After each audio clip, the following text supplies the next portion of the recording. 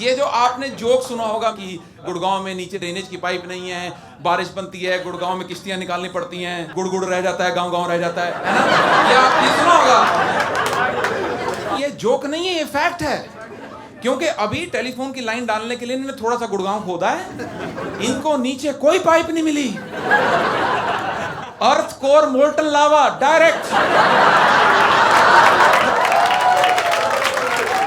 बहुत साल पहले वाड्रा साहब ने गुड़गांव का निर्माण करा, ये प्लम्बर बुलाने भूल गए। इन्होंने शहर बनाया, इवेपोरेशन पे छोड़ दिया कि जिसने भेजा पानी वो लेके जाए आगे, हमारा ठेका नहीं।